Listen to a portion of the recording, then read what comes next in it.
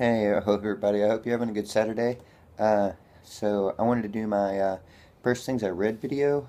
I didn't get a crazy lot of books this week. So anyway, I read Bitch Planet. I really enjoyed issue one on Bitch Planet. I think that I like Bitch Planet 2 better. I didn't really understand in the first issue why it was that the character that issue seemed to concentrate on ended up getting killed off in the end. I guess because her death is going to maybe be a vital part in the story that's going on. But I really enjoyed this issue. The powers that be are trying to recruit everyone to be on this reality show thing. I think it's called Megaton. And it's basically a reality show where teams go and like fight to the death or fight to the unconsciousness or something like that. And so they're trying to recruit them so that they can raise money because prison systems don't operate on their own. So they basically want them to go out and get the crap kicked out of them so that they can pay for being in prison. It's kind of funny. The art in this book is really growing on me. I like how everything was kind of pixelated in this book, and I found that to be really enjoyable. Also, the uh, like virtual reality person, I really liked a lot better in this issue than I did in the first issue. A lot of things in this issue that liked better than I did in the first issue. But all in all, really good. Really looking forward now to seeing where this series goes. Because after the first issue, I wasn't really sure how crazy I was about it. But that one was really good. Also, number two, They're Not Like Us. I really liked issue one on this, and issue two again. I think that I liked better. In the first issue, I was pretty convinced that there was some nefarious things going on behind why it was that they were recruiting these people. And in issue two, it only further uh, proved to me that maybe they don't have these people's best intentions in mind. Um, the coloring in this, Jody Bellaire's coloring in this is freaking awesome. And the story also is really good. It's got some just really great, just splashy pages that you know, unlike some other people, just aren't just oversaturated with color. And I just think it's awesome. But I mean, she can oversaturate with color. Just totally crazy. Get down on some color too. Um, these people, I don't understand what their motivation is. And that's always something great in a book that makes me want that next issue to see a little bit more what motivates these people that have recruited them. And yeah, I can't wait for another issue of that. I read Rotten Ruin number 5. This is the last issue of Rotten Ruin. It has been a really good series.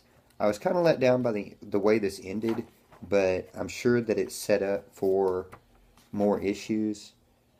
You know, if not, he's got 4 books out that you can read about Rotten Ruin. So, you know, that'll be cool to look back on, if nothing else. But yeah, I mean, this story was about this group that escaped from like a little like gladiatorial thing where they were training to like be samurais and fight against zombies. Went out on their own. They wound up at this farm where um, they wanted the females to just basically be breeders so that they could repopulate the world, but these people didn't really agree with that. And yeah, I would have liked a little more backstory on Father John, which was the one that was responsible for this whole farm where they were breeding. But it is what it is. It was a pretty good series. Um, Read Winter World number 7. This was pretty cool. Scully got him a little girlfriend, and that caused some friction between him and Winn because even though he's basically like Winn's father, I think that he makes her feel safe, and so there's kind of this weird tension, maybe because she's been alone with him, and so she's feels something that he is hers. The villain that was introduced in this is one of my favorite villains that they've shown so far. It seemed like that there was some kind of backstory here which wasn't really explained, but there's a trade paper coming out next month which is going to be Scully's backstory, and this seemed like something that was a direct lead in to the Mechanics song. It's coming out middle of next month. I think it's like 162 pages for $10, and it's all of Scully's backstory. And then the next month in March, you're going to have a Winter World Zero, which is going to be Wynn's backstory, which I'm really looking forward to because I kind of want to know where her parents are and why she thinks her parents are still alive and all of that stuff. So we'll see that. Then I read Rasputin.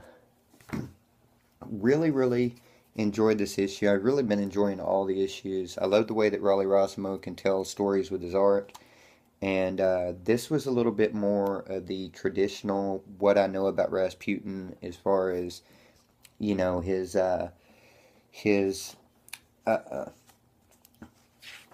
going in and dealing with the family and curing their son, and that being the reason that he was allowed such links that nobody really thought that he should have. I thought it was cool in this how the doctor that was in this kind of represented like most of the Russian people at that time and how they felt about Rasputin. And I really liked the way that the Anastasia was drawn in this.